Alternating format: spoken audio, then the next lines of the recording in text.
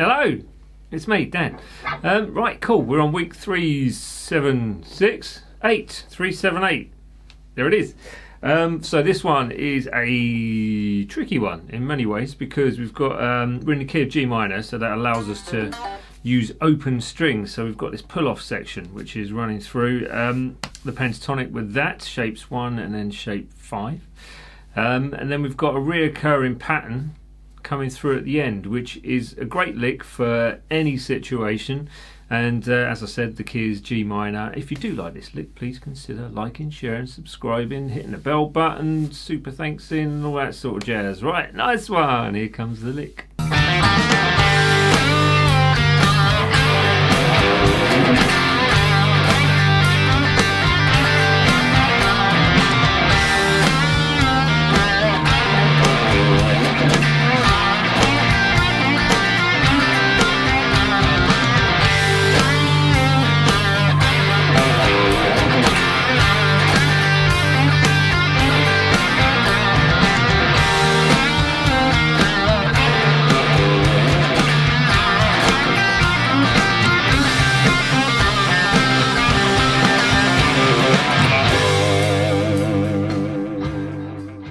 Not really the right sort of guitar for that type of lick, I suppose, but it is what it is. Sounds great though, this guitar, I love it. So we've got a wonderful lick. I've just dropped my plectrum. Let's get another one. We've got a wonderful lick in the key of G minor, and one that is easy enough to apply over different styles of tracks. You just may have to change the rhythm around and sort of play a belt with it a little bit, make it flavour up in a different way. So essentially we're using shape 1 and shape 5 of the pentatonics with an A note added in, so part of a natural minor in there as well. Yeah, that's basically it. So once again, the jamming track is at the end of the video for those that want to jam along with it. And please enjoy it. G minor, G natural minor, G blues scale will work, all of those, all the above, and it may even find place for the harmonic minor in there as well. Just play about and see what floats the boat. Here comes the breakdown. Okay, it starts with the kind of a Layla feel really, but it's not. It's just nicking a little bit of a riff, right? So we've got open to 3 hammer on that 4th string, and then open to 3 to pull off to the 0 again on the 3rd string. Back to the 3, the F note on that 4th string, and then open G. You could, if you wanted, slide up to the 5th fret instead of going to the open 3rd string just to add vibrato. It's entirely up to you, but for the purpose of this lick I went to that open 3rd string. Then you got full tone bend from the 5th fret, and you bring it back down to the 5th position. You can strike it or just leave it and then kind of play the 3 straight after. Excuse me. And then to the 5th fret on that 4th string. Now this next part is the tricky bit if you're not used to these pull-offs. They're quite quick, but if you sort of phrase train yourself with them and practice them slowly, evenly, and sort of gradually increase on the speed, that's going to work really well. So you may not ever really get it at speed, but you might get close to it enough just so you can maybe do, you know, a couple. Whatever. Do what you can with it. If you can't do it, doesn't matter. There's always other things you can do in between to fill in the gap. Right, so anyway, essentially we've got 5, 3, 0 on that 3rd string.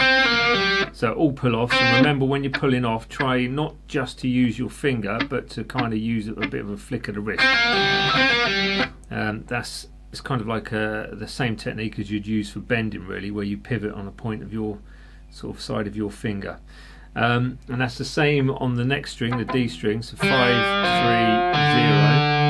and then you've got 3, 1, 0, and then 3 on that 6th string. So that's going through the pentatonic, using 2 pentatonics and 1 actually, because you've got that. So that's pentatonic 1 into pentatonic 5, and then pentatonic 1 into pentatonic 5, and then pentatonic 5 into the natural minor, which is bringing in that 2nd note, and then to the root note, the G. Okay, then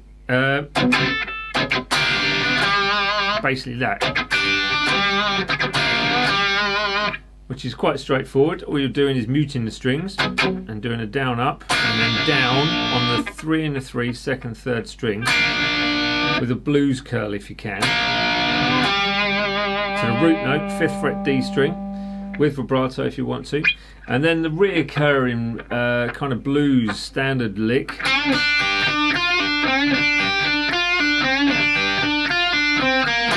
Finishing with that. So obviously the speed of this again is going to be the thing which determines whether it sounds great or whether you need to actually phrase train yourself to get there. So starting at a lower tempo and gradually building up.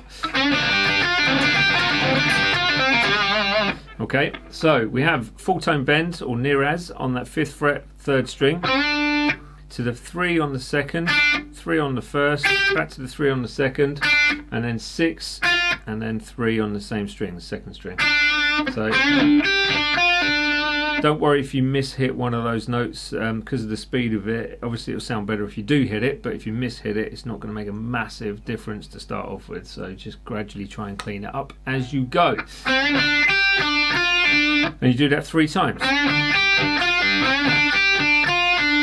That's it, and then you've got to finish it with, which is just 5, 3 on the 3rd string, and then the root note 5th fret on that D string. And that's your lick. Okay, shall I play it slow? Yep, alright then, here we go. So 1, 2, 3, 4, 1.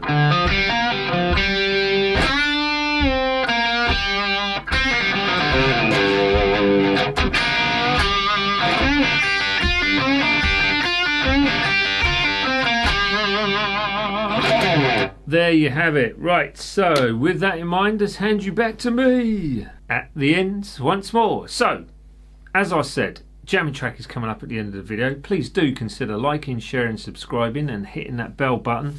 If you feel the need, the super thanks button is there, and the Patreon page and the website Dan's Guitar is all available for different bits and bobs. The whole entire 378 licks are on my website for downloads, and some of those you'll find on Patreon as a guitar profile as well. Right, there we are. That's it for this week, and I'll see you next week for 379.